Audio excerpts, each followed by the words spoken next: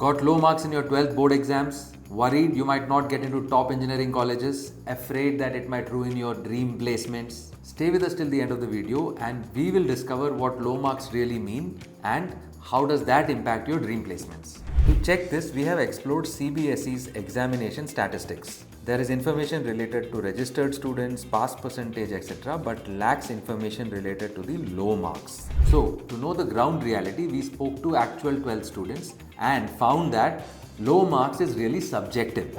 For instance, Shalini, a bright student who scored 83%, felt that she has got low marks because most of her friends got between 85 to 90%.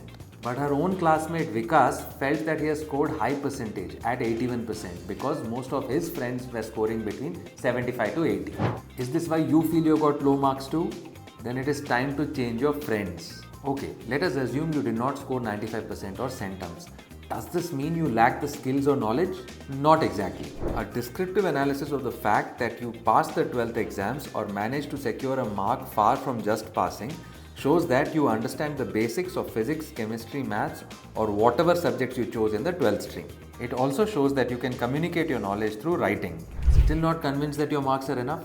Then okay, enough of this depressing low marks. Let us try to understand what do high marks mean.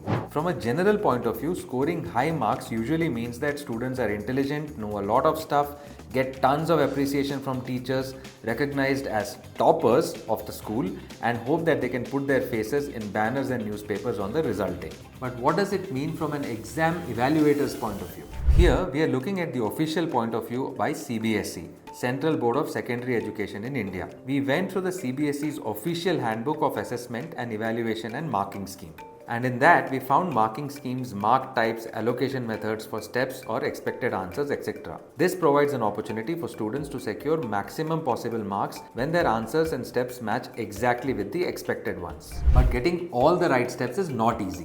One needs excellent memory to remember formulae, chemical structures, poems, and also needs excellent retrieval skills to get it right out of that memory during the exam. The CBSE handbook also instructs that more marks should be allocated based on the volume of the content and the time taken by the student to respond to a question. This becomes contradictory when a student solves a maths problem with fewer steps or a completely different method using his better understanding.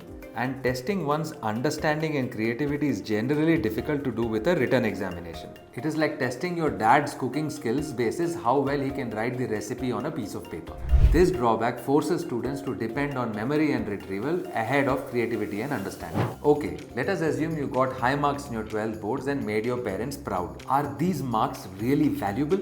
Not really, and this is why. If the 12th board marks were really a good indicator of understanding and skill, each and every top institute should consider only 12th marks for their admissions instead of entrance exams such as JEE, NEET, etc. Top government organizations should consider only 12th marks instead of SSC, RBI, UPSC, etc. And tech companies you dream of should only expect 12th marks instead of strong technical and soft skills. Now it is clear that low marks don't define your future. But if you're still worried and think that some colleges are going to reject you, well then, congratulations. This can be your biggest advantage. You can now think beyond the rat race. You can now think beyond what society expects and focus on your skills and be ready to grab the opportunities like this guy. He didn't score much in his 12th and failed to crack the IIT, but he still became Microsoft's CEO and the leader behind its innovative products.